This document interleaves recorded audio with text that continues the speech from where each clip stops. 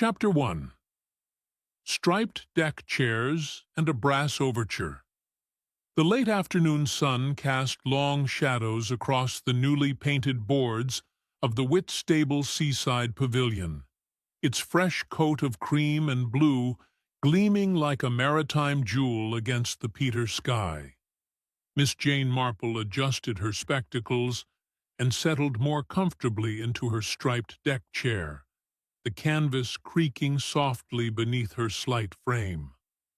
The sea breeze carried the mingled scents of salt spray and the bunting that fluttered gay from every available post and railing. "How very festive it all looks, Dolly," she remarked to her companion, Mrs. Bantry, who was fanning herself with the evening's program. "One can quite feel the excitement in the air." Mrs. Bantry nodded enthusiastically, her feathered hat bobbing with the movement. "Oh, Jane, I'm so pleased you agreed to come down for the reopening. The whole town has been talking of nothing else for weeks. To think that dear old pavilion was nearly torn down for a bingo hall. The very idea." Miss Marple's keen blue eyes swept across the open-sided structure that jutted out over the water on its weathered wooden piles. The pavilion had indeed been transformed from the derelict ruin she remembered from her last visit to Whitstable. Fresh timber gleamed where rotted boards had been replaced, and new electric lanterns hung in festive clusters above the stage. The setting sun caught the brass instruments of the assembled orchestra, creating pools of golden light that danced across the sheet music stands. "The acoustics should be quite remarkable," Miss Marple observed, noting how the sound of conversation seemed to carry and blend with the gentle lapping of waves beneath the structure. "Though I do hope the evening holds fair. Those clouds on the horizon look rather ominous." At the conductor's podium, a small, dark man with expressive hands was speaking rapidly in accented English to a Herodal-looking gentleman in a morning coat. Even from her front-row seat, Miss Marple could detect the tension in their voices, though the words were lost in the general hubbub of the gathering crowd. "That's Maestro Montini," Mrs. Bantry whispered conspiratorially. "The Italian conductor they've brought in especially for tonight. Frightfully temperamental by all accounts. And that's Mr. Drummond beside him, the impresario, who's taken on the pavilion. Rather brave of him, considering the enormous loan he's had to secure." Miss Marple studied the two men with interest. Maestro Carlo Montini was indeed a striking figure, his silver hair swept dramatically back from a high forehead, his dark eyes flashing as he gestured toward the orchestra. Mr. Cedric Drummond, by contrast, appeared the very picture of English respectability, though there was something in his manner that suggested considerable anxiety beneath the composed exterior. "He seems rather overwrought, the maestro," Miss Marple murmured. "Oh, you should have heard him this afternoon during rehearsal," said a pleasant voice behind them. Miss Marple turned to see a young woman with orb and hair tucked neatly beneath a modest clock hat. She carried a cello case and wore the serious expression of a dedicated musician. "I do beg your pardon," the young woman continued, coloring slightly. "I couldn't help overhearing. I'm Betty Forsett. I'm playing with the orchestra tonight." "How exciting for you, my dear," Miss Marple said warmly. "Your first professional engagement?" "Oh, goodness, no," Betty replied with a laugh, "though it is rather special for me. You see, my grandfather built this pavilion originally back in 1898. My family owned it until just after the war, when we had to sell. I never dreamed I'd be performing here again." Mrs. Bantry leaned forward with interest. "How wonderful that you should be part of its resurrection, though I imagine it must be rather bittersweet." Betty's expression grew thoughtful. "In a way, yes, though I'm grateful it's been saved. Mr. Hatha certainly had very different plans for the site." "Hatherley?" Miss Marple inquired gently. "Giles Hatha, the concert agent. He's been trying to buy the pavilion for months, wanting to tear it down for some sort of amusement arcade.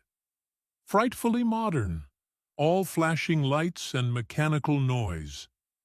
He was quite put out when Mr. Drummond secured the lease instead." Miss Marple's attention was drawn to a figure near the back of the pavilion, a tall man in an expensive suit, who seemed to be surveying the proceedings with considerable displeasure. His narrow, aristocratic features were set in lines of barely concealed irritation as he spoke to a small group of local dignitaries. "I believe that must be Mr. Hatherley now," she murmured to Mrs. Bantry. "Indeed it is," Betty confirmed, following her gaze. "He's still hoping Mr. Drummond will fail, I'm afraid. Some people simply cannot bear to see others succeed where they have not." A sharp crack from the public address system drew their attention back to the stage, where a capable-looking woman in navy trousers was adjusting one of the microphones. Her movements had the precise efficiency of someone accustomed to technical work, and Miss Marple noticed the small anchor tattoo on her wrist as she reached up to test the equipment. "That's Elsa Pym, our stage electrician," Betty explained. "Marvelous with anything electrical. She served in the Navy during the war, working with radio equipment. Mr. Drum and was terribly lucky to find someone with her skills willing to work for what he could afford to pay." Miss Marple watched with interest as Elsa Pym moved between the various electrical connections with practiced ease. The woman's face bore the weathered look of someone who had spent considerable time at sea, and there was something in her manner that suggested a certain guardedness, as though she were perpetually assessing potential threats. "Ladies and gentlemen," Mr. Drummond's voice suddenly rang out over the public address system, causing a general stirring among the assembled audience. "If you would please take your seats, we shall begin this evening's gala performance in just a few moments." As the crowd settled into expectant silence, Miss Marple found her attention caught by something that seemed oddly out of place. Behind the brass section, partially hidden by music stands and the controlled chaos of an orchestra preparing to perform, a length of copper earthing cable lay coiled in an untidy heap. It struck her as peculiar that such an obviously safety-conscious electrician as Miss Pye would leave any equipment in such a careless state. The evening breeze freshened, carrying with it the salt tang of the rising tide and the distant cry of seagulls wheeling over the darkening water. Miss Marple pulled her light shawl more closely about her shoulders and settled back to enjoy what promised to be a memorable evening of music by the sea. Maestro Montini raised his silver baton, and expectant hush fell over the pavilion as the sun began its final descent toward the horizon. Chapter 2. The Maestro's Final Downbeat. The first half of the concert had proceeded without incident, the strains of Elgar and Vaughan Williams floating out over the darkening waters of the Thames Estuary. Miss Marple had found herself genuinely moved by the quality of the performance, particularly young Betty Fawcett's sensitive cello work during the Enigma variations. The pavilion's acoustics were indeed remarkable, as she had predicted, the open structure allowing the music to blend harmoniously with the natural sounds of wind and wave. During the interval, She had taken a brief stroll along the boardwalk with Mrs. Bantry, noting with some concern the gathering storm clouds on the horizon. The wind had picked up considerably, causing the bunting to snap and flutter with increasing violence, and she had been grateful to return to the relative shelter of her deck chair as the second half commenced. Now, as the sun touched the horizon in a blaze of orange and gold, Maestro Montini stepped once more to his podium. The closing piece was to be a rousing rendition of Rule Britannia, chosen, no doubt, as a patriotic flourish to mark the pavilion's triumphant return to life. The audience stirred with anticipation, and Miss Marple noticed several gentlemen removing their hats in preparation for what would undoubtedly be a spirited sing-along. The maestro's silver baton caught the last rays of sunlight as he raised it high above his head. His dark eyes swept across the orchestra with a commanding presence that had made him famous throughout Europe. For a moment, he held the pose, building the tension, and then brought his arm down in a decisive, dramatic gesture. The amplified sound of the downbeat cracked through the evening air like a gunshot, and Miss Marple saw several members of the audience start in their seats. But almost immediately, something went terribly wrong. A brilliant blue flash arced from the metal music stand before the conductor, and Maestro Montini's body went rigid, his baton frozen in mid-air.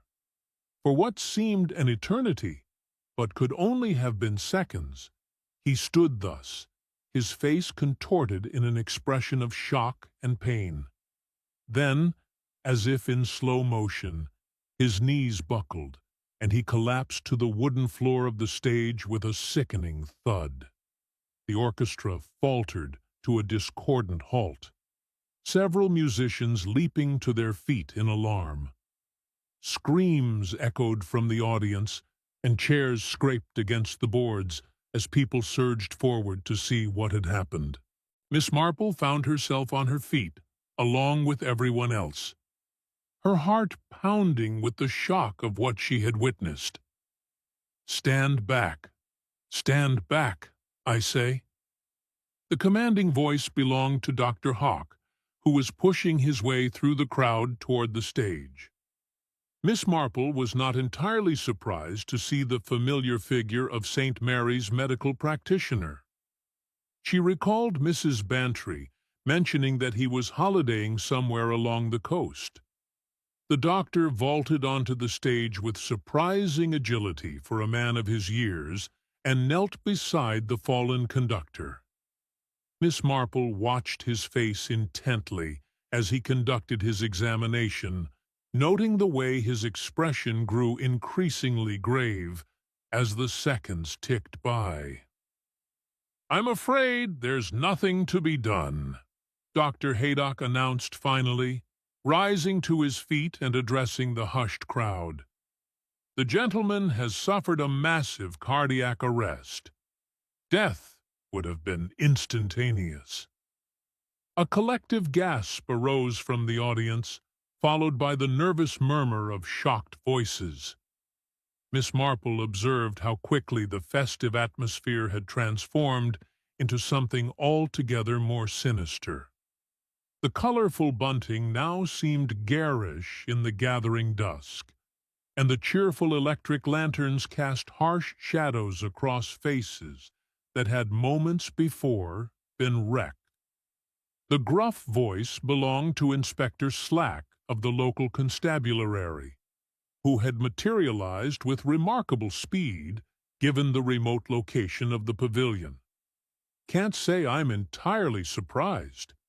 These continental types, always getting themselves worked up about nothing. Temperamental. That's what they are." Miss Marple frowned slightly at this casual dismissal. While she was well aware of Inspector Slack's tendency toward hasty conclusions, she found herself troubled by certain aspects of what she had witnessed. The brilliant flash from the music stand, for instance, seemed inconsistent with a simple cardiac episode. "If I might suggest, Inspector," Dr. Hedok interjected diplomatically, "it would be prudent to have the body examined more thoroughly. While cardiac arrest is certainly the immediate cause of death, there may be contributing factors that warrant investigation." Inspector Slack's expression suggested he found this medical caution somewhat excessive, but he nodded grudgingly. "Very well, Doctor, though I can't see what there is to investigate." Man's heart gave out, pure and simple. Probably the excitement of conducting in front of all these people. As the grim business of removing the body commenced, Miss Marple found herself drawn toward the stage. The crowd was beginning to disperse, many people clearly eager to escape the scene of such an unpleasant incident. But she felt compelled to observe more closely the spot where the tragedy had occurred. The metal music stand still gleamed under the electric lights, showing no obvious signs of damage. The sheet music for Rule Britannia lay scattered where it had fallen, and the silver baton rested on the boards a few feet from where Maestro Montini had collapsed. Everything appeared perfectly normal. Yet Miss Marple's instincts told her that all was not as it seemed.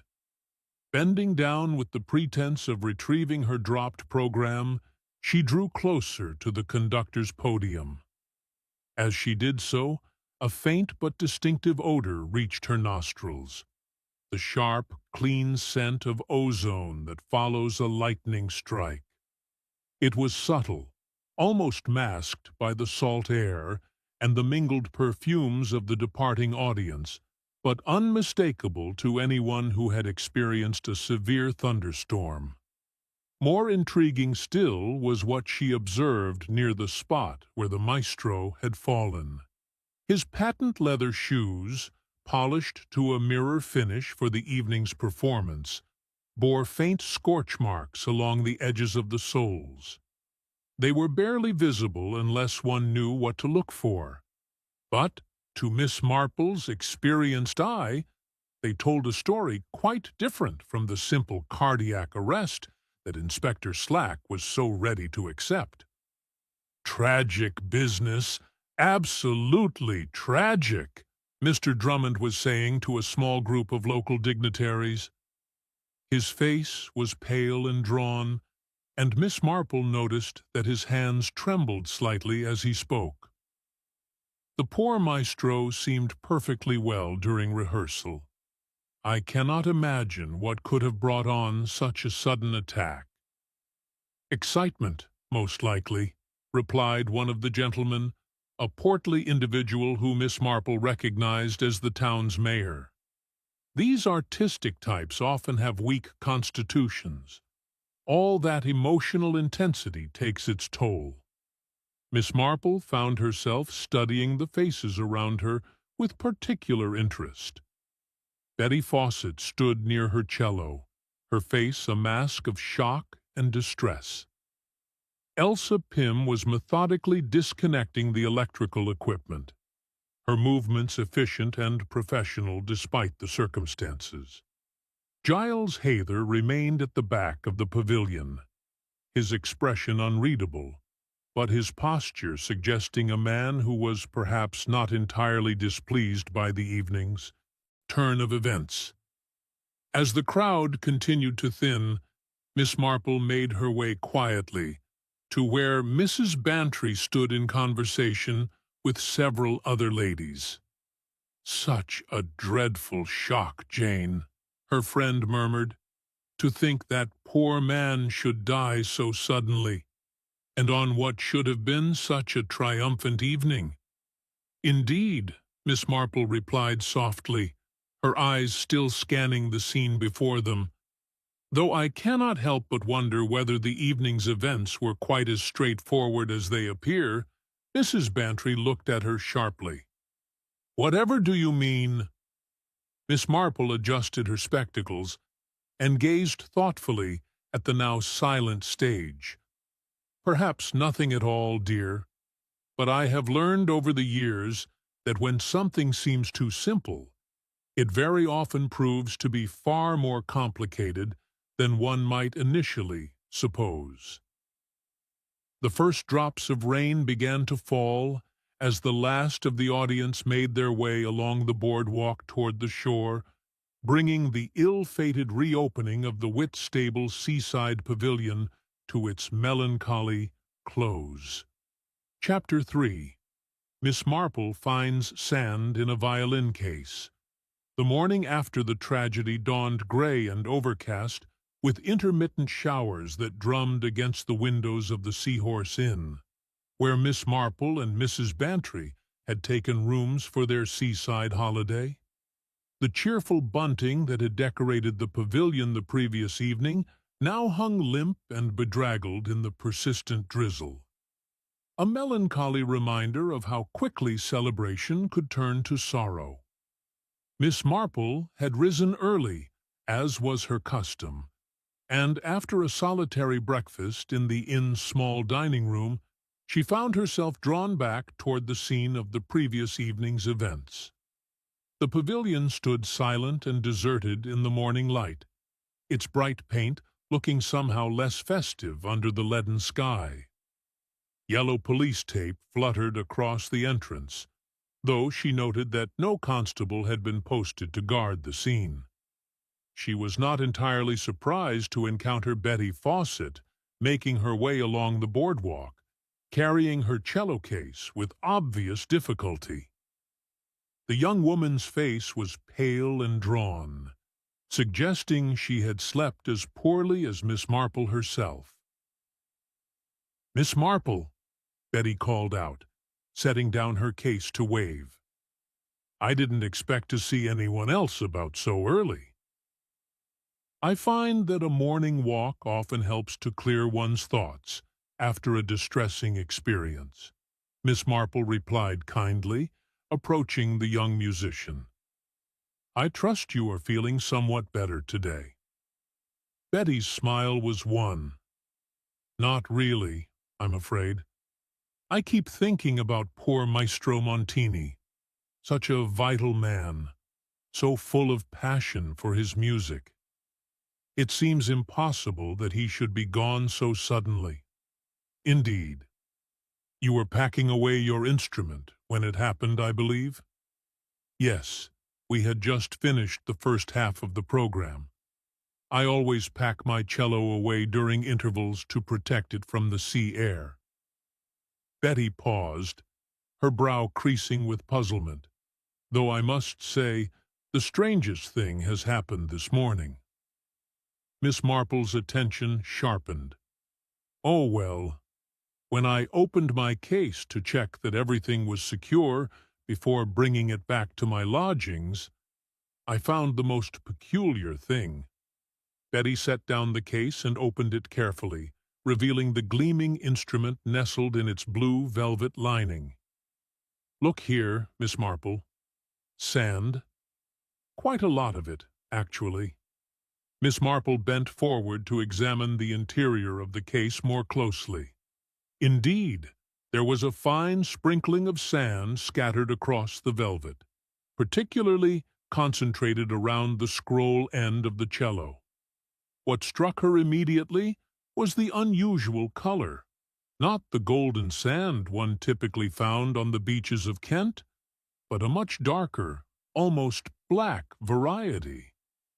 "How very odd," she murmured, taking out her small magnifying glass for a closer inspection.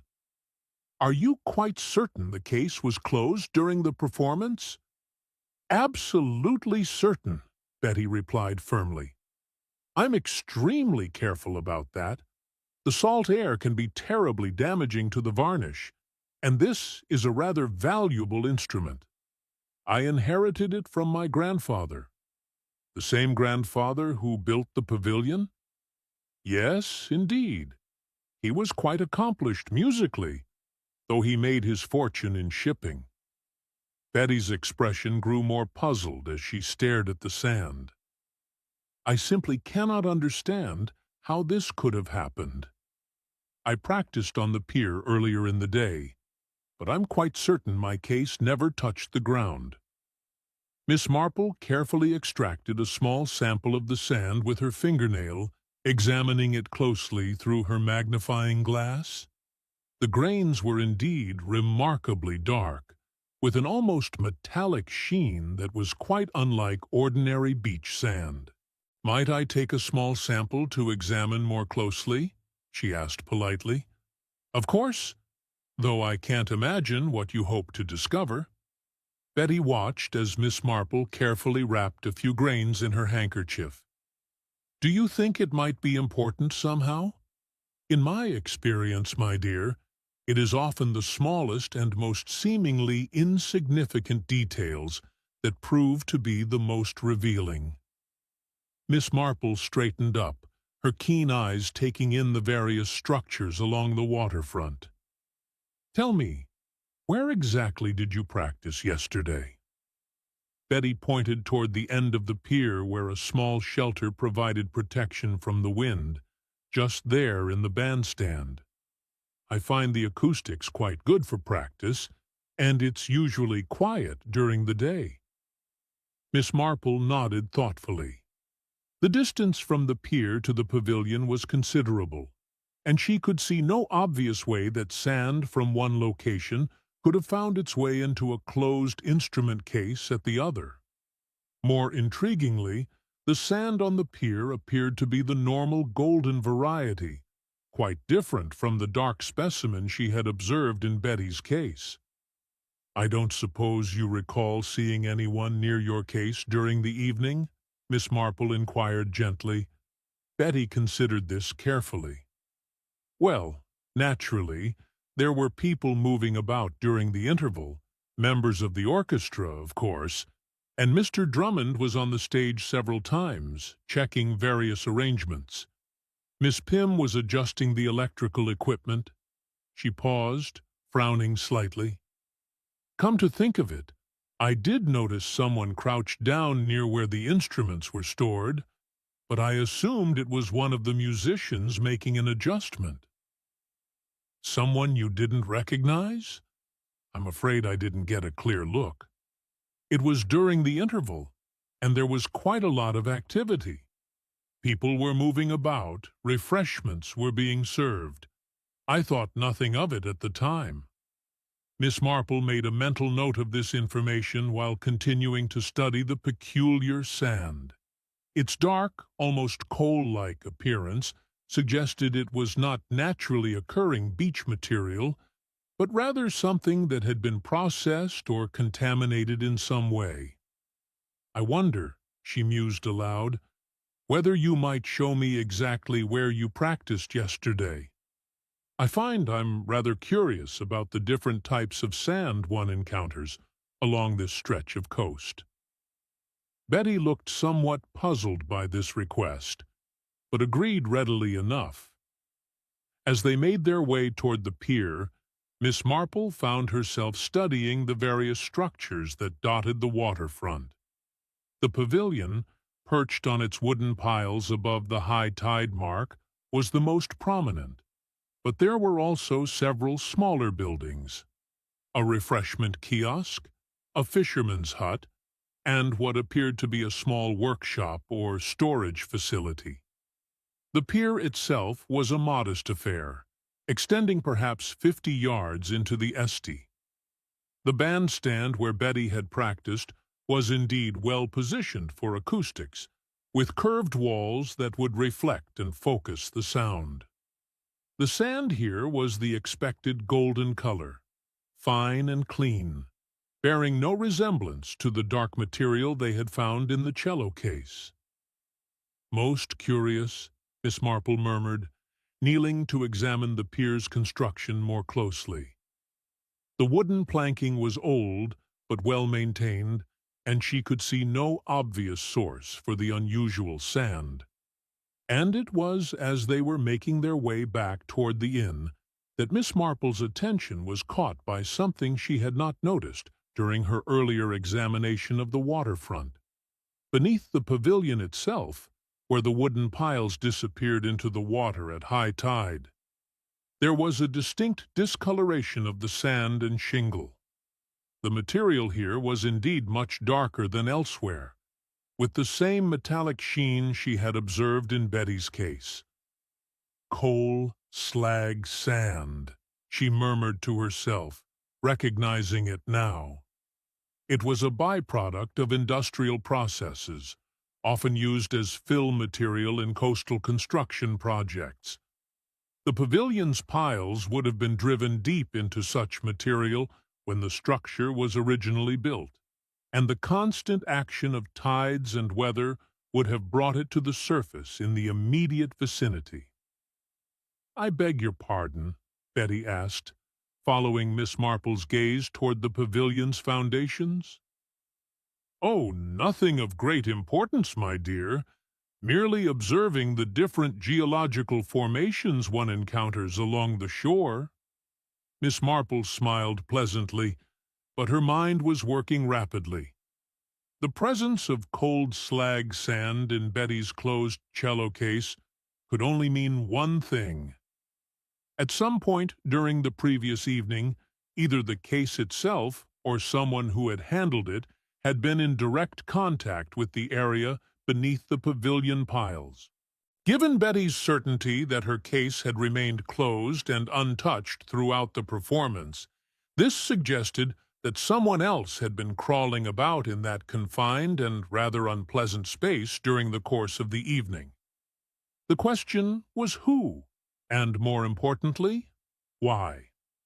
As they walked back toward the inn, Miss Marple found herself recalling the coiled copper earthing cable she had noticed behind the brass section the previous evening.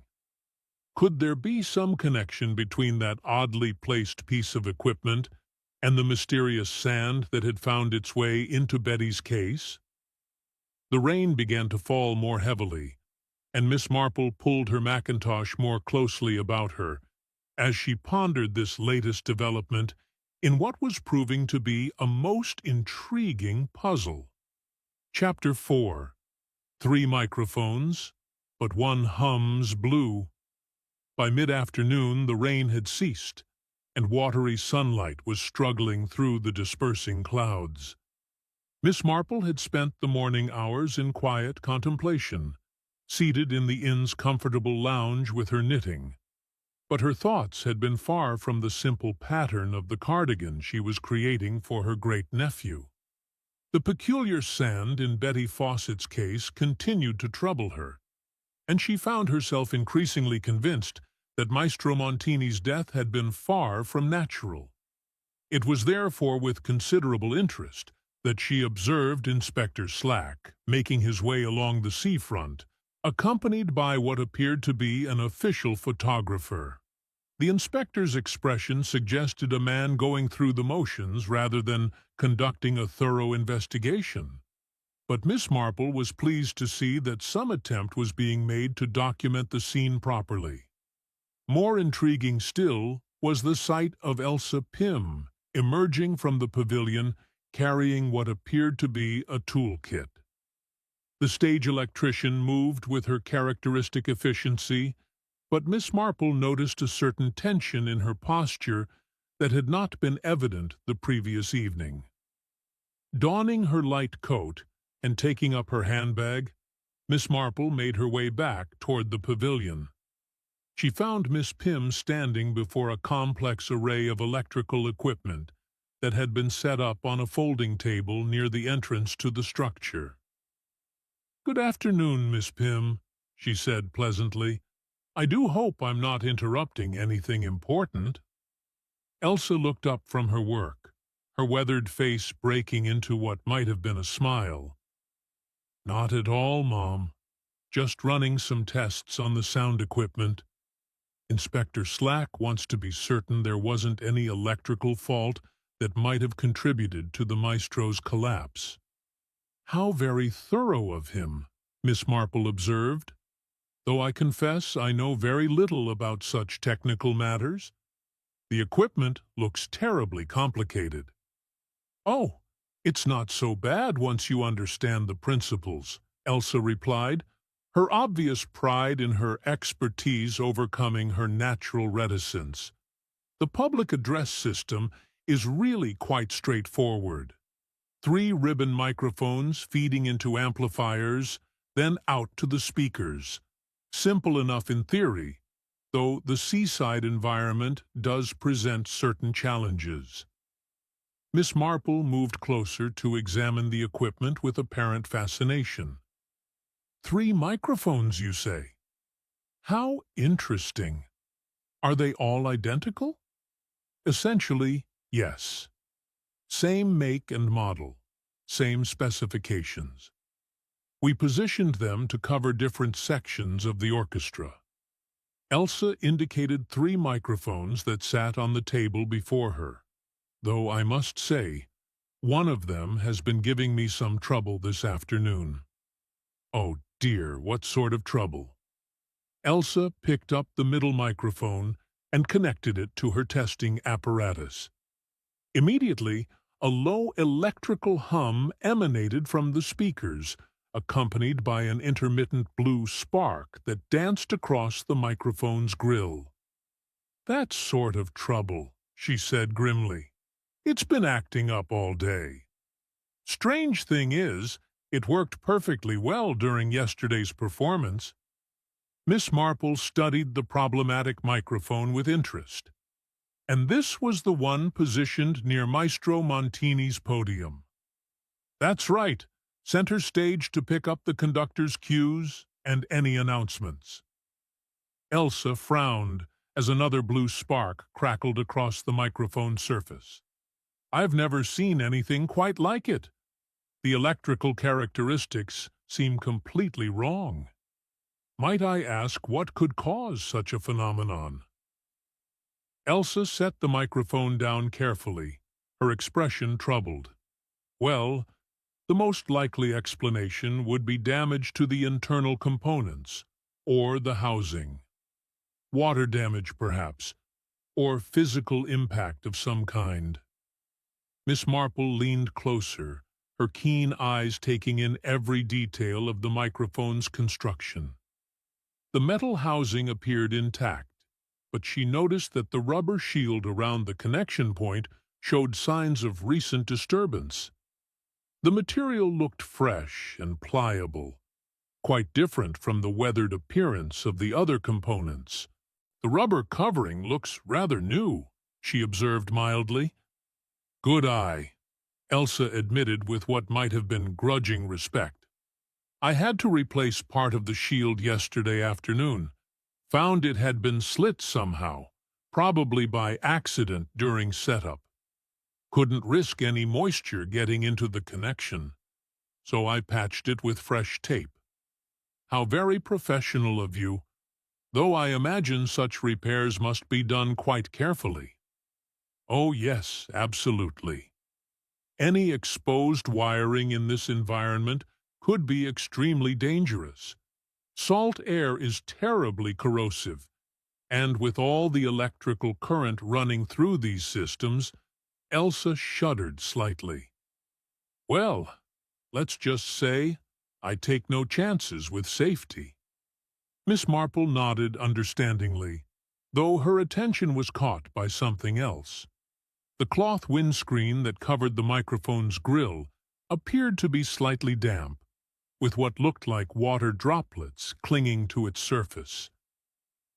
This seemed odd, given that the equipment had presumably been stored in a dry location overnight. "I noticed the windscreen seems rather moist," she commented innocently. Elsa glanced at the microphone with obvious irritation. "Condensation, most likely. These seaside mornings can be quite humid, and the metal components tend to collect moisture, though I must say it does seem rather excessive." She removed the windscreen and held it up to the light, frowning as she did so. The fabric was indeed saturated with moisture, and as Miss Marple watched, several droplets fell onto the table below. "Most peculiar," Elsa muttered. This is far more than simple condensation would account for.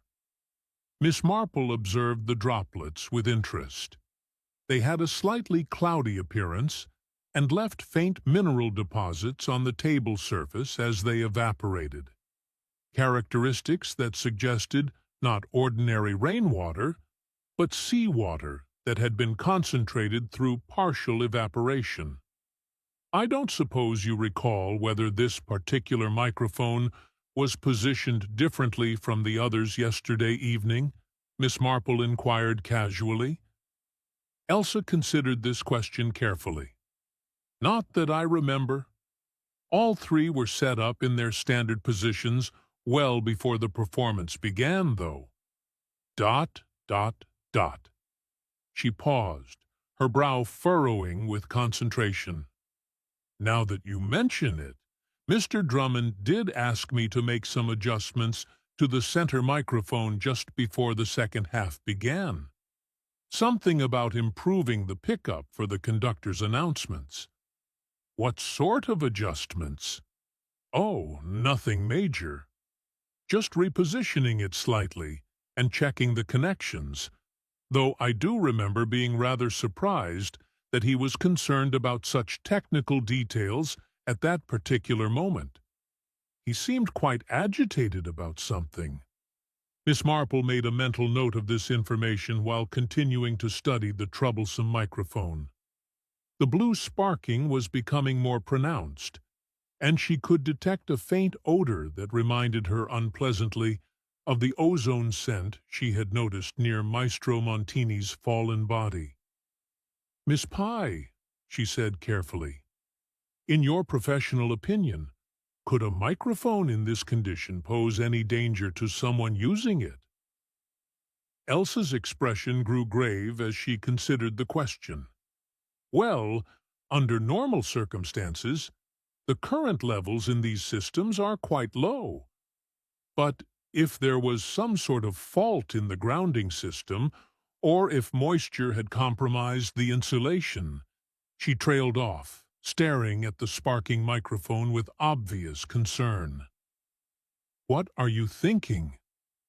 I'm thinking, Elsa said slowly, that someone could have received a very nasty shock if they had come into contact with this microphone while it was in its current state, particularly if they were also touching something metal, like a music stand or a conductor's baton. Miss Marple felt a chill that had nothing to do with the afternoon breeze, and such a shock could prove fatal to someone with a weak heart, or to someone with a perfectly healthy heart, if the circumstances were right, Elsa replied grimly.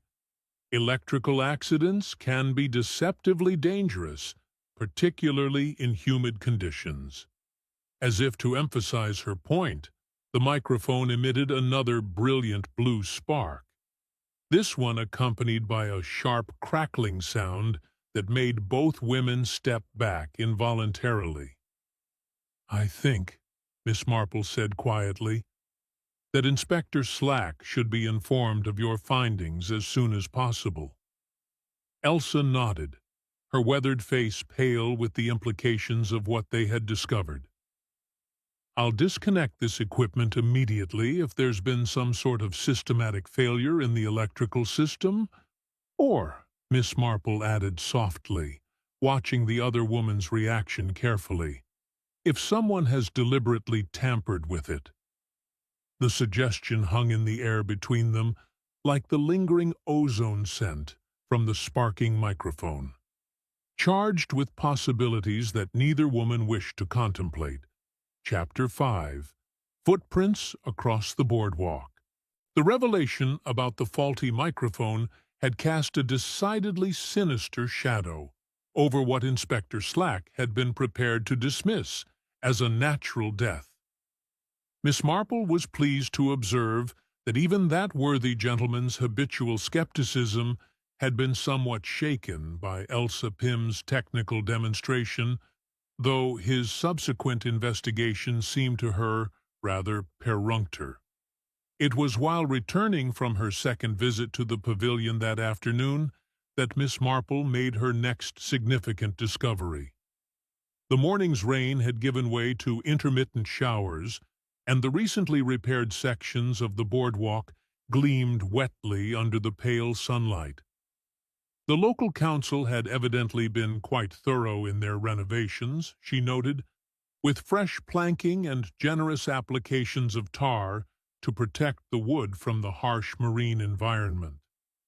She was picking her way carefully across one such freshly tread section when something caught her eye. The dark, viscous surface had preserved what appeared to be footprints with remarkable clarity, like ancient tracks preserved in amber. Most were the confused impressions of the previous evening's audience, overlapping and indistinct, but two sets stood out with startling clarity. Miss Marple paused, ostensibly to adjust a handbag, and studied the impressions more closely. The first set was easily recognizable, broad, heavy prints left by what appeared to be substantial brogues. The depth of the impression suggested a man of considerable weight, and the pattern of the sole was distinctly formal, the sort of footwear one might expect from a gentleman in evening dress. The second set was quite different. Narrow, elegant shoes with a distinctive pattern cut into the sole. As Miss Marple bent closer, she could make out what appeared to be small decorative shapes pressed into the rubber. With a start of recognition, she realized they were stylized seagulls, the sort of whimsical touch one might find on expensive yachting shoes. What made these particular tracks so intriguing was their direction and relationship to one another. Both sets led from the main boardwalk toward a small building she'd not previously noticed. A modest structure tucked beneath the landwood end of the pavilion that appeared to house some sort of electrical or mechanical equipment. The brass nameplate beside the door read, "Switch Room, Authorized Personnel Only." More fascinating still was what the tracks revealed about the movements of their makers. Both sets of prints led clearly toward the switch room, the broad brogues and the narrow yachting shoes side by side, suggesting that two men had walked there together. But only one set, the broad brogues, returned along the same path. Miss Marple stood contemplating this curious circumstance when she became aware of voices approaching along the boardwalk, recognizing the tones of Inspector Slack and Sergeant Lake. She moved discreetly to one side, positioning herself where she could observe without appearing to eavesdrop. "Don't see why we need to bother with all this technical nonsense," Inspector Slack was saying irritably. Man had a weak heart, got excited conducting his music, and keeled over. Happens all the time with these autistic types. "But what about the electrical fault Miss Pym discovered, sir?" Sergeant Lake ventured respectfully. "Surely that suggests there might be more to investigate." "Coincidence, most likely. Old equipment, seaside conditions, bound to be problems with the wiring. That doesn't mean anyone was murdered." Miss Marple listened to this exchange with some frustration. While she appreciated the sergeant's conscientiousness, it was clear that Inspector Slack remained reluctant to consider the possibility of foul play. Perhaps, she reflected, a gentle nudge in the right direction might prove helpful. "Good afternoon, Inspector," she called out pleasantly, emerging from her place of concealment. "I do hope your investigation is proceeding satisfactorily." Inspector Slack's expression suggested that few things could be less satisfactory than the unexpected appearance of Miss Marple at a potential crime scene. "Ah, Miss Marple, I might have known. Well, I suppose there's no harm in telling you that we found nothing to suggest anything other than natural causes." "How reassuring," Miss Marple replied mildly, "though I couldn't help but notice these rather interesting footprints in the fresh tar. They seem to tell quite a story." Despite his obvious reluctance, Inspector Slack found himself drawn to examine the impressions Miss Marple indicated. Sergeant Lake, she was pleased to note, showed considerably more interest and knelt down to study the tracks more carefully. "Two different men, I'd say," the sergeant observed, "both heading toward that switch-room building, but only one set coming back." "Probably nothing significant," Inspector Slack muttered, though his tone suggested he was beginning to have doubts about his initial assessment. Someone might have used a different route for their return journey. Miss Marple nodded agreeably. "Of course, that's entirely possible, though I couldn't help but notice that the switch room appears to have only one entrance, and the building is surrounded by rather thick shrubbery on three sides. It would be quite difficult to leave by any route other than the one used to enter." Sergeant Lake was now examining the footprints with obvious professional interest. "The broad ones look like formal dress shoes, sir. Evening wear, I'd say. And these narrow ones." He paused, studying the distinctive sole pattern. "Those are yachting shoes, or I'm much mistaken. Expensive ones, too, by the look of them." "Yachting shoes?" Inspector Slack's skepticism was beginning to give way to genuine curiosity. Who around here would be wearing yachting shoes to a concert? Miss Marple allowed herself a small smile. "I believe Mr. Giles Hatherley is rather fond of sailing. I noticed him wearing nautical-themed footwear at yesterday evening's performance." "Hatherley?" The inspector's interest was now fully engaged. "The fellow who wanted to buy the pavilion site." "The very same. And, if I'm not mistaken, those broader impressions might well belong to Mr. Drummond. He was wearing formal evening dress last night, and the size would certainly be consistent." Inspector Slack studied the footprints with renewed attention, his expression growing increasingly thoughtful. "You're suggesting that Drummond and Hather visited the switch room together during the performance?" "I'm merely observing what the evidence appears to suggest," Miss Marple replied diplomatically, "though it does seem curious that only one of them returned by the same route." Sergeant Lake had produced a measuring tape and was carefully documenting the impressions. "Should we speak to both gentlemen, sir? Ask them about their movements during the evening." "I suppose it wouldn't hurt," Inspector Slack admitted grudgingly, "though I still say we're making mountains out of molehills." Miss Marple watched with satisfaction as the two policemen made their way toward the switch room, clearly intent on a more thorough examination of the building and its surroundings. She had planted the seed of suspicion, and now it was up to them to nurture it into a proper investigation. The afternoon was growing late, and storm clouds were once again gathering on the horizon. Miss Marple made her way back toward the inn, her mind busy with the various pieces of the puzzle that were slowly beginning to emerge. The faulty microphone, the mysterious sand, and now these revealing footprints, each clue, seemed to point toward a conclusion that was both more complex and more sinister than anyone had initially suspected. Chapter 6. A light bulb missing from the CFZ lantern. The following morning brought clearer skies and a fresh breeze that set the pavilion's remaining bunting dancing cheerfully in the sunlight. Miss Marple had breakfasted early and was making her customary morning circuit of the waterfront when she encountered Inspector Slack, emerging from the pavilion, looking considerably more thoughtful than she had seen him in recent memory. "Ah, Miss Marple," he said, touching his hat with what might almost have been respect. "I must say, your observations yesterday proved rather more significant than I initially supposed it." "Indeed, Inspector, how gratifying." "Yes, well," he cleared his throat somewhat awkwardly.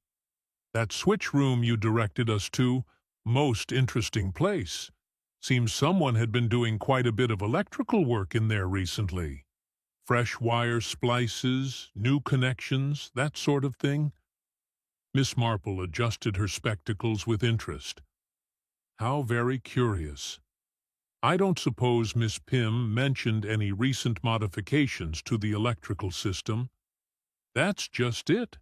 She claims to know nothing about any new work. Says the system was completely checked and certified just last week, and no additional modifications were authorized." Inspector Slack's expression grew more serious, which raises the question of who was tinkering with the wiring and why. A most pertinent question indeed. "I don't suppose Mr. Drummond or Mr. Hatherley were able to shed any light on their visit to the switch room." Inspector Slack's laugh was devoid of humor. "Ah, now there's where it gets interesting. Drummond admits to going there during the interval, claims he was checking on some technical matter at Hatherley's suggestion, but Hather denies being anywhere near the place. Says he spent the entire interval in conversation with the mayor and several other local dignitaries. How very conflicting, and the mayor's recollection confirms that Hather was with them for part of the interval, but can't account for his whereabouts during the entire period. There was quite a lot of moving about, people going for refreshments and so forth." Miss Marple nodded thoughtfully. The inspector's newfound diligence was encouraging, though she suspected there were still important discoveries to be made. As they stood conversing, her attention was drawn to the pavilion's decorative lighting, which looked rather less festive in the harsh morning light than it had during the previous evening's performance. The electric lanterns hung in graceful swags across the stage area, their glass panels designed to cast a romantic glow over the proceedings. It was while admiring their craftsmanship that Miss Marple noticed something odd about one particular fixture positioned directly above where Maestro Montini had conducted. "Inspector," she said carefully, "I wonder if you might have someone examine those decorative lanterns more closely. There appears to be something rather unusual about one of them." Inspector Slack followed her gaze upward, squinting against the morning sun. "They look perfectly ordinary to me. What exactly am I supposed to be seeing?"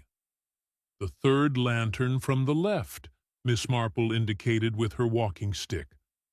"Unless I'm much mistaken, it appears to be missing its light bulb." The inspector studied the fixture more carefully, and Miss Marple was gratified to see his expression sharpen with interest. The lantern in question was indeed dark, its glass panels revealing an empty socket where a bulb should have been.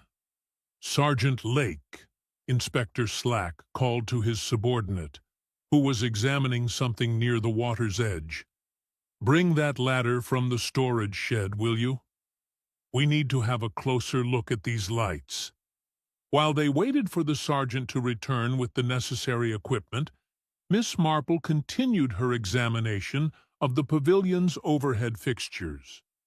The missing bulb was particularly intriguing because it was positioned directly above the conductor's podium, where it would have provided focused illumination for the sheet music and conductor's movements.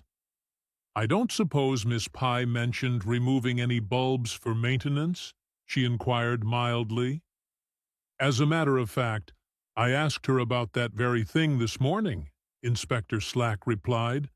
"She was quite definite that all the lighting was checked and confirmed working just before the performance began. Claimed she removed no bulbs at all." Sergeant Lake arrived with a stepladder, which he positioned carefully beneath the suspect lantern. As he climbed up to examine the fixture more closely, Miss Marple found herself holding her breath with anticipation. "Empty socket, sir," the sergeant called down. "Looks like the bulb's been removed quite recently. The threads are still bright, not tarnished like they would be if it had been empty for any length of time."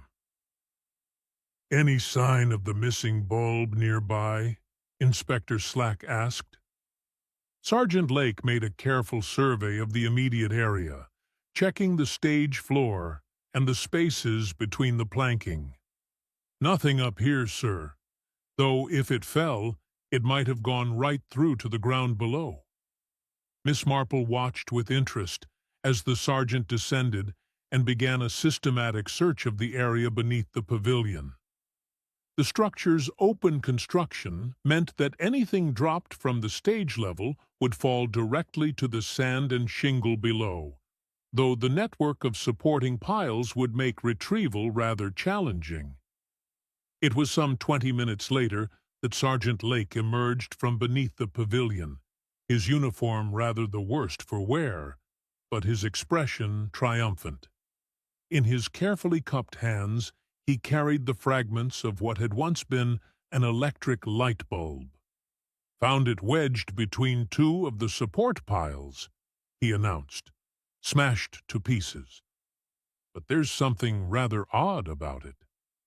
Inspector Slack and Miss Marple gathered round as the sergeant carefully laid out the broken pieces on a clean handkerchief.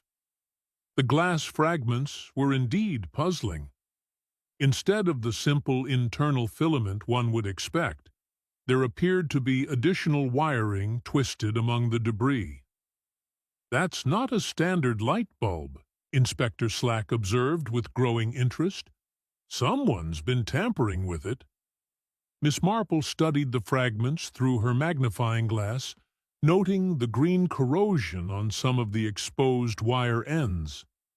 "The metal appears to show signs of saltwater exposure," she observed quietly. "Saltwater." The inspector leaned closer.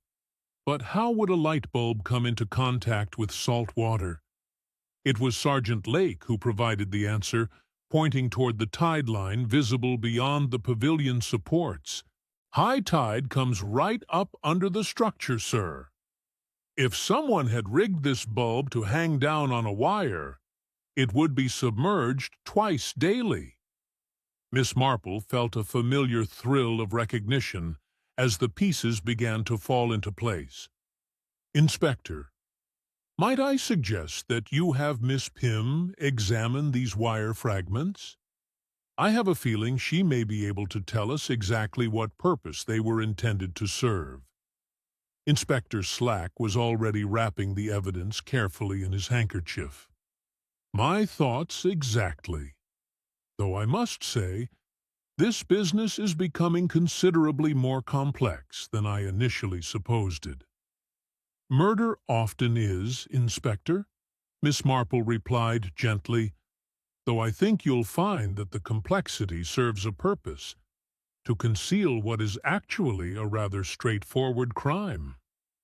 As they made their way back toward the main boardwalk, Miss Marple found herself reflecting on this latest discovery.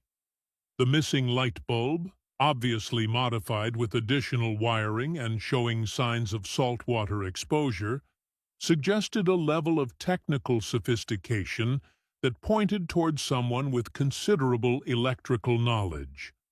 The question now was whether Inspector Slack would prove equal to unraveling the full scope of the conspiracy, or whether Miss Marple would need to provide additional gentle guidance to ensure that justice was properly served. Chapter 7. Midnight Tides Beneath the Pile Legs. The discovery of the tampered light bulb had galvanized Inspector Slack into something approaching genuine detective work, much to Miss Marple's quiet satisfaction. By evening, he had established a watch on the pavilion, convinced that whoever had been conducting unauthorized electrical modifications might return to complete their work, or remove evidence of their activities. Miss Marple had volunteered to assist in this surveillance, though she suspected the inspector's agreement had more to do with his recognition of her observational skills than any belief in her physical capability for nocturnal detective work.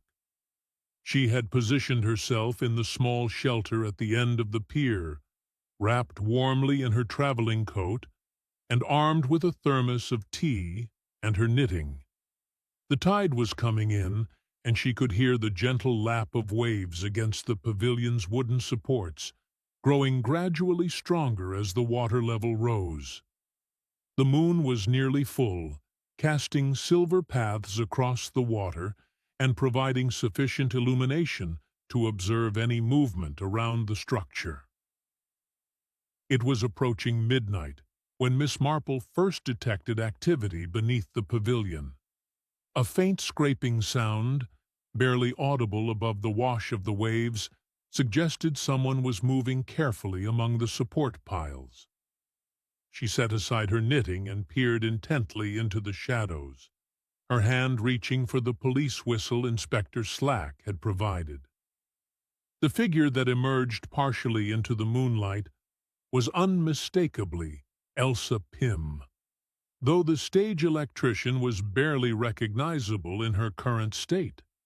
She was soaked to the waist and covered in sand and seaweed, her usually neat appearance disheveled from crawling through the confined space beneath the pavilion. In her hands, she carried what appeared to be a coil of electrical wire and a small tool kit. Miss Marple watched with fascination as Elsa worked with practiced efficiency to splice new wire into what must be the earthing system she had mentioned earlier. Even in the uncertain moonlight, it was clear that this was not routine maintenance, but rather a carefully planned modification to the pavilion's electrical infrastructure. Rather than immediately summoning assistance, Miss Marple decided to observe the proceedings more closely. There was something about Elsa's movements that suggested urgency rather than routine work, and she suspected that interrupting too early might prevent her from understanding the full scope of the electrical modifications. It was at this moment that Sergeant Lake appeared from his concealed position near the shore, having apparently reached the same conclusion about the need for direct observation. Miss Marple watched with some concern as the sergeant began to make his way carefully beneath the pavilion, clearly intent on apprehending Elsa in the act of whatever she was doing. The confined space beneath the structure made stealth nearly impossible, and Elsa became aware of the sergeant's approach before he could get close enough to detain her. She looked up from her work with obvious alarm, her weathered face pale in the moonlight. "Stay where you are, miss," Sergeant Lake called out firmly. "Police, I need to ask you some questions about what you're doing here." To Miss Marple's surprise, Elsa made no attempt to flee. Instead, she straightened up as much as the low clearance would allow and faced the sergeant with apparent resignation. "I suppose it was bound to happen eventually," she said quietly, "though I had hoped to finish the repairs before anyone noticed." "Repairs?" Sergeant Lake moved closer, his flashlight illuminating the fresh wire splices and electrical connections. "What sort of repairs require you to be crawling about under here at midnight?" "Emergency earthing modifications," Elsa replied, gesturing toward the complex array of wiring she had been working on. "Mr. Drummond specifically ordered them after we had that electrical fault during rehearsal yesterday afternoon. Someone could have been seriously hurt if the grounding system had failed completely." Miss Marple frowned at this explanation. She distinctly recalled that yesterday's rehearsal had proceeded without incident, and there had been no mention of any electrical problems until after Maestro Montini's death. Moreover, Elsa's current work appeared far more extensive than any simple repair would require. Sergeant Lake was evidently thinking along similar lines.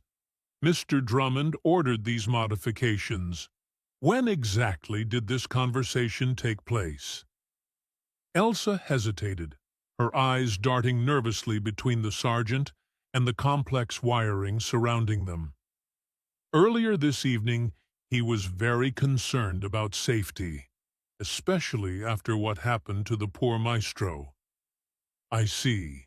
And these modifications required you to work during high tide in the middle of the night without informing the local authorities. The work couldn't wait, Elsa insisted, though her voice carried less conviction than before. The next high tide might have caused a complete system failure. I couldn't risk anyone else being electrocuted. From her vantage point on the pier, Miss Marple could see that Sergeant Lake was not entirely convinced by this explanation. Moreover, she had noticed something that cast further doubt on Elsa's story. Among the tools scattered around the electrician's working area was the missing light bulb from the decorative lantern, or rather what remained of it after being carefully reconstructed from its broken fragments. "Miss Pym," Sergeant Lake said carefully, "I'm going to have to ask you to accompany me to the station. There are some questions about your recent electrical work that need to be answered in rather more detail." Elsa's shoulders sagged with what appeared to be defeat. "I suppose there's no point in pretending anymore," she said wearily, "though I want you to know that I never intended for anyone to be seriously hurt." This admission sent a chill through Miss Marple, confirming her growing suspicions about the true nature of Maestro Montini's death.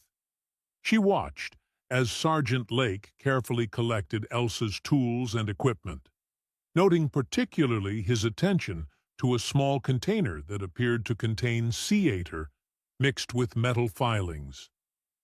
"What's this for?" the sergeant asked, holding up the container. "Aryl solution," Elsa replied reluctantly, "for testing electrical conductivity under saltwater conditions." As the sergeant escorted his prisoner from beneath the pavilion, Miss Marple made her own careful way down from the pier to meet them. The electrician's appearance in the full moonlight was even more revealing than it had been in shadow. Her clothes were not merely wet, but showed clear evidence of prolonged exposure to the coal slag sand that lay beneath the pavilion supports. "Miss Pym," Miss Marple said gently, "might I ask whether your tool bag still contains the light bulb that was removed from the decorative lantern?" Elsa stared at her with obvious surprise, then slowly reached into her toolkit and withdrew the reconstructed bulb. Even in the uncertain light, it was clear that considerable effort had been expended in reassembling the broken pieces, though the additional wiring remained visible. "How did you know?" Elsa asked quietly. "The smell," Miss Marple replied simply. "Hot salt water has a very distinctive odor, and your tools still carry traces of it. I suspect this bulb was submerged in seawater while connected to the pavilion's electrical system, creating the very electrolyte solution you've been working with tonight." Sergeant Lake examined the reconstructed bulb with obvious interest. "Are you saying this was used to conduct electricity through seawater?" "I believe so," Miss Marple confirmed, "though I suspect the full explanation of how and why will require considerably more investigation." As they made their way back toward the main boardwalk, Miss Marple reflected on the evening's revelations. Elsa Pym's midnight activities had confirmed many of her suspicions about the technical complexity of Maestro Montini's murder, but they had also raised new questions about the electrician's motives and the extent of any conspiracy. The tide was now at its highest point, lapping against the pavilion supports and covering the area where Elsa had been working. By morning, any remaining evidence of her activities would be washed clean by the retreating waters, leaving only the testimony of those who had witnessed her nocturnal repairs to the pavilion's deadly electrical system. Chapter 8.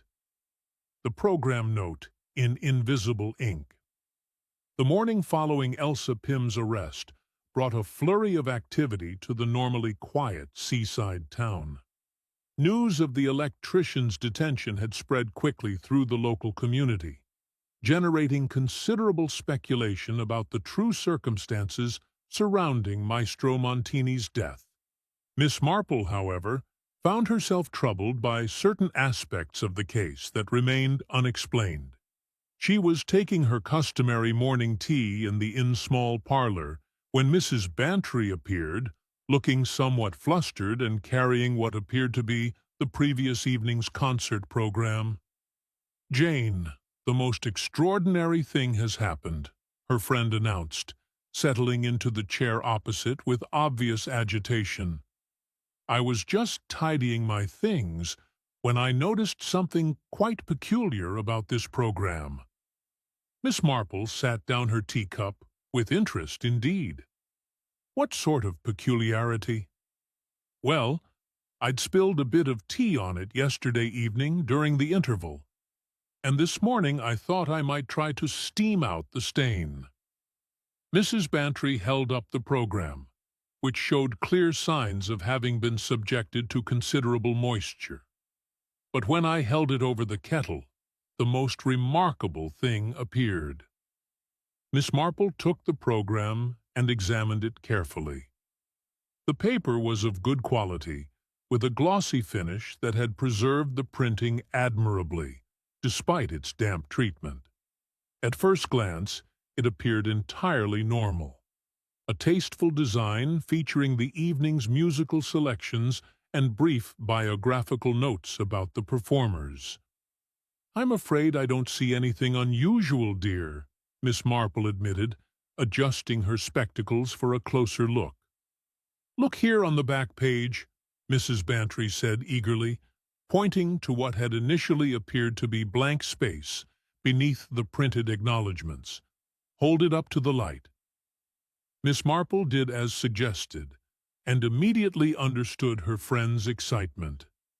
Faint, but clearly visible against the light, were words that had not been apparent under normal viewing conditions.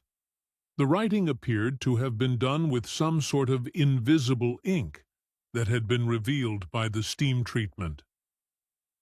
"How very intriguing," she murmured, reading the revealed text with growing interest.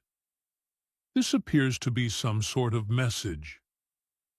The words written in what looked like fountain pen ink were brief, but clearly threatening in nature.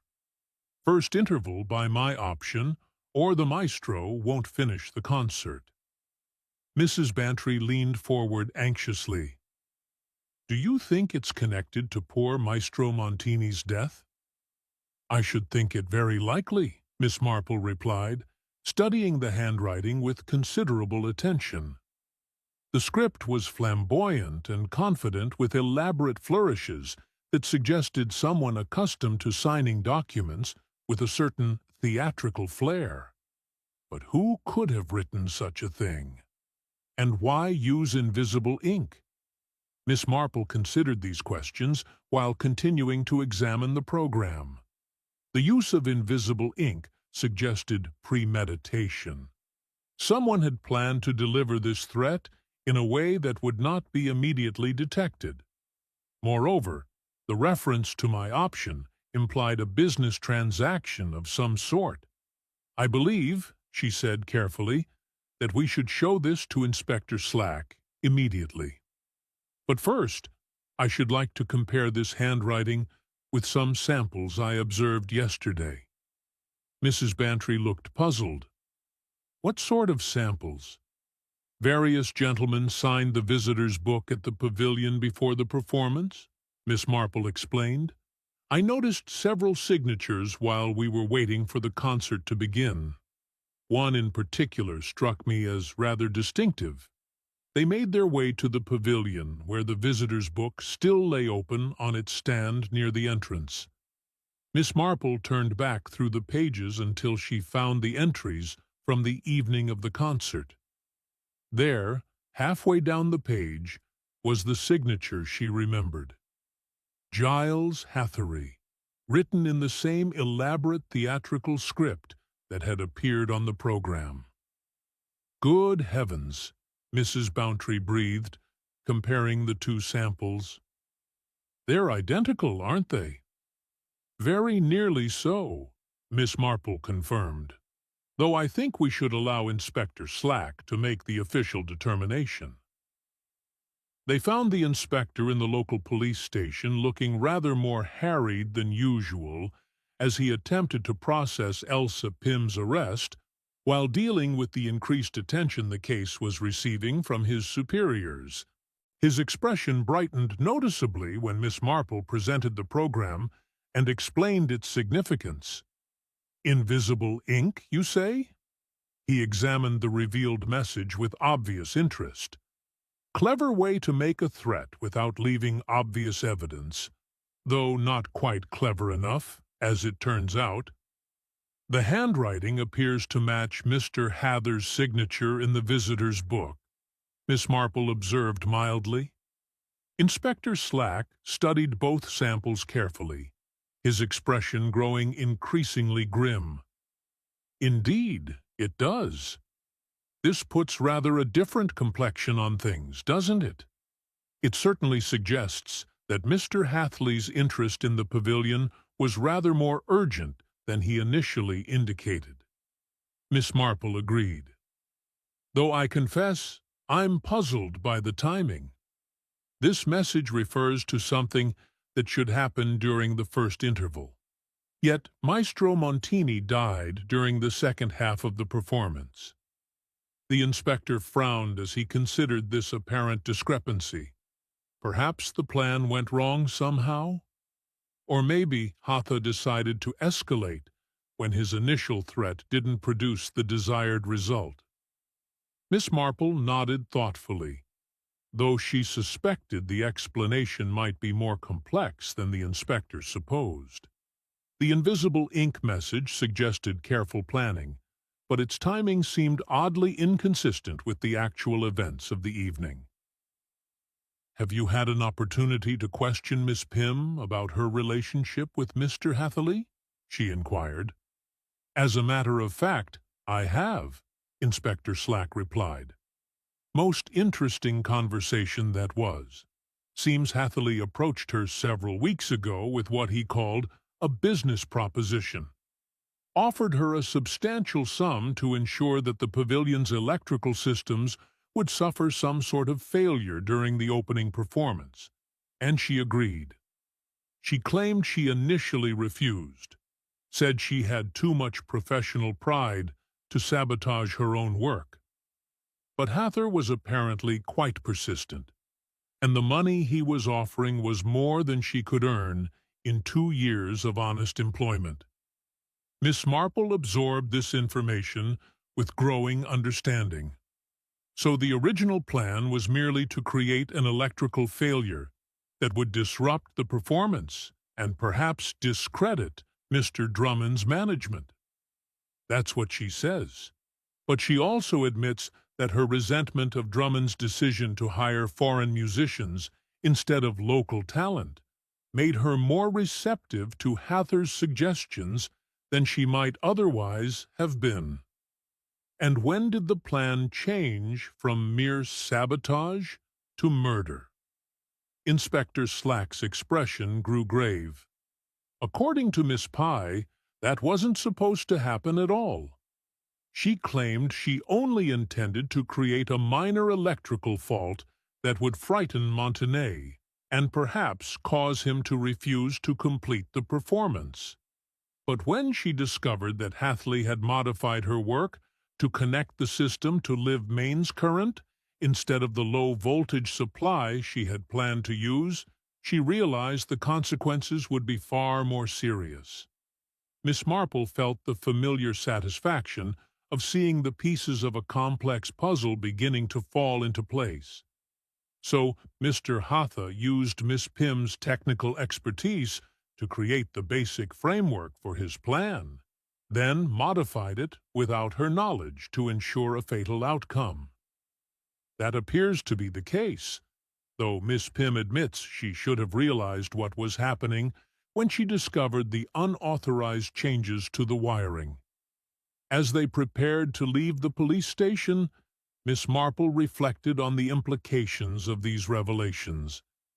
The invisible ink message on the program confirmed Hathley's direct involvement in the plot, while Elsa Pym's confession revealed the tragic escalation from simple sabotage to deliberate murder. Yet, she sensed that important questions remained unanswered, particularly regarding the specific mechanism by which Maestro Montini had been electrocuted, and the role played by the various pieces of evidence they had discovered over the past few days. Chapter 9. A Conductor's Baton Filled with Salt Water. The revelations about Giles Hathley's involvement had cast the investigation in an entirely new light, but Miss Marple found herself still puzzled by the precise mechanism of Maestro Montini's death. While the conspiracy between Hathley and Elsa Pym was now clear, the actual method by which the conductor had been electrocuted remained tantalizingly elusive. It was while Inspector Slack was preparing to arrest Hathley that Miss Marple requested permission to examine the conductor's personal effects, which had been carefully stored as evidence. The inspector, now considerably more receptive to her suggestions, readily agreed to this unusual request. "I'm particularly interested in examining the maestro's baton," she explained, as they made their way to the evidence room. "It struck me as odd that such a valuable item should simply be left lying on the stage floor." Inspector Slack retrieved a manila envelope from the evidence locker and carefully emptied its contents onto the examination table. Maestro Montini's personal effects were few but telling. His gold pocket watch, a pair of reading spectacles, several sheets of annotated sheet music, and the silver conductor's baton that had been his most prized possession. Miss Marple lifted the baton carefully, surprised by its weight. The silver shaft gleamed under the harsh electric light, its surface bearing the intricate engravings that marked it as a presentation piece of considerable value. What immediately caught her attention, however, was a small detail that had apparently escaped previous notice. "Inspector," she said quietly, "observe the end cap of the baton. Does anything strike you as unusual?" Inspector Slack leaned closer, studying the ornate silver final that topped the conductor's implement. "It looks perfectly normal to me. Rather fancy work, actually." "Indeed, it is. But notice how the threading appears fresh and bright, as though it had been unscrewed quite recently." Miss Marple held the baton up to the light, examining the joint between the main shaft and the decorative end piece. The metal threads showed clear signs of recent disturbance, with tiny scratches that suggested the cap had been removed and replaced within the past few days. "Are you suggesting someone tampered with the maestro's baton?" Inspector Slack asked with growing interest. "I think we should determine whether this end cap is meant to be removable," Miss Marple replied diplomatically. "Such batons are sometimes hollow, used to store rosin or other small items a conductor might need during performance." With careful manipulation, she found that the end cap did indeed unscrew, revealing that the baton was hollow throughout its length. But what emerged when she inverted the implement was far more significant than rosin or spare buttons. A thin stream of liquid poured from the hollow interior. Liquid that had the unmistakable cloudy appearance and sharp odor of seawater. Moreover, suspended within this improvised reservoir were tiny metallic particles that caught the light like glitter. "Good heavens!" Inspector Slack breathed, staring at the evidence with obvious amazement. Someone filled the conductor's baton with sea-ater and metal filings. Miss Marple nodded gravely. The perfect electrolyte solution, readily available to anyone working near a seaside location. When combined with the electrical modifications Miss Pym had made to the microphone system, it would create a deadly pathway for electrical current. The inspector was beginning to understand the full implications of this discovery. So, when Montini raised his baton and brought it down to begin the music, he was actually completing an electrical circuit between the faulty microphone and the metal music stand. Precisely. The salt water and copper filings inside the baton would have conducted electricity far more efficiently than his body alone. The current would have passed through the baton, through his hands and arms, and down to the metal stand he was touching with his other hand. Inspector Slack examined the empty baton more closely, noting the fine scratches around the end cap that confirmed it had been recently opened and refilled. But how did the sea water get inside? Surely Montini would have noticed if his baton felt different. Miss Marple considered this question carefully. "I suspect the modification was made during the interval when the maestro would have set his baton aside while the orchestra rested. It would have taken only a few moments to unscrew the cap, add the electrolyte solution, and replace it. And who would have had access to do such a thing? Anyone with access to the stage area during the interval, though it would require someone with sufficient knowledge of electrical conductivity to understand the significance of creating such a solution. The implications of this discovery were profound. The baton filled with electrolyte solution explained not only how Maestro Montini had been electrocuted, but also why the initial assumption of natural death had seemed so plausible. To casual observation, he had simply collapsed while conducting with no obvious external cause. "The brilliance of the method," Miss Marple observed quietly, "lies in its apparent impossibility. Who would suspect that a conductor's own baton had been turned into a deadly conductor of electricity?" Inspector Slack was already making notes for his report. "This explains the burn marks on Montini's shoes that you noticed, and the ozone smell around his body. When the electrical current passed through him, it would have sought the most direct path to ground through his feet, to the metal framework of the stage. Indeed, and the splash of brine that Elsa mentioned finding on the microphone's windscreen would have occurred when the electrical arc first formed. The sudden heating of the saltwater solution would have caused it to expand violently, forcing some of the liquid out through the baton's opening. As they carefully repackaged the evidence, Miss Marple reflected on the cold-blooded calculation required for such a murder.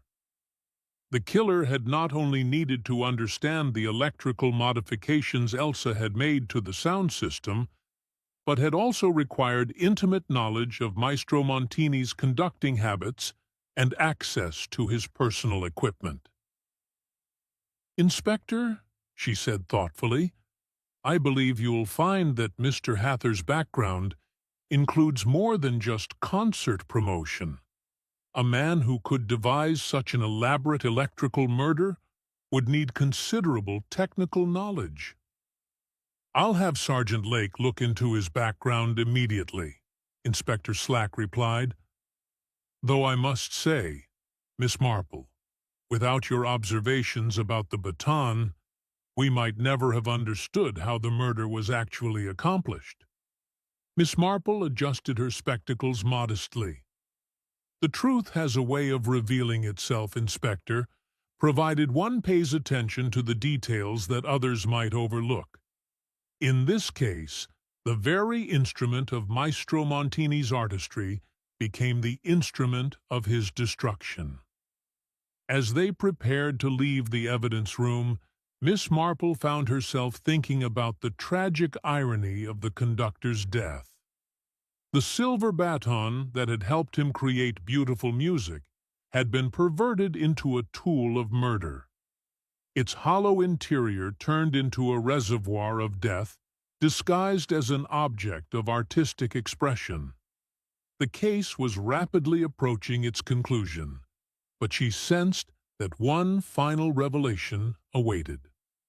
The complete exposure of the conspiracy that had transformed a simple business dispute into a carefully orchestrated murder. Chapter 10. Truth echoes with the dawn rehearsal. The arrest of Giles Hatheli had been accomplished without drama. The concert agent submitting to Inspector Slack's authority with the resignation of a man who knew his elaborate scheme had finally unraveled. By the following morning, both conspirators were in custody, and Miss Marple found herself invited to witness the inspector's final reconstruction of the crime for the benefit of the local magistrate and other interested parties. The small group assembled on the pavilion included Dr. Haydock, Sergeant Lake, Mr. Drummond, Betty Fawcett, and Mrs. Bantry, all of whom had played roles, however unwitting, in the tragic events of 3 days past. The morning was clear and bright, with a fresh breeze that set the replacement bunting dancing cheerfully above their heads. "Ladies and gentlemen," Inspector Slack began, "his men are considerably more confident than Miss Marple had previously observed. I have asked you here to witness a demonstration of how Maestro Montini met his death, and to ensure that the full truth of this matter is properly understood." He gestured toward a collection of electrical equipment that had been carefully arranged on the stage, including the tampered microphone, samples of the modified wiring, and the conductor's silver baton with its deadly contents. The murder of Carlo Montini was not a crime of passion, but a carefully planned and technically sophisticated operation designed to appear as natural death. It required the collaboration of two individuals, each contributing essential expertise to achieve their common goal of preventing the pavilion's successful reopening. Miss Marple watched with satisfaction as the inspector proceeded to outline the conspiracy with remarkable clarity. His investigation had revealed that Hatha possessed not only concert promotion experience, but also considerable knowledge of electrical systems gained during his wartime service with the Royal Engineers.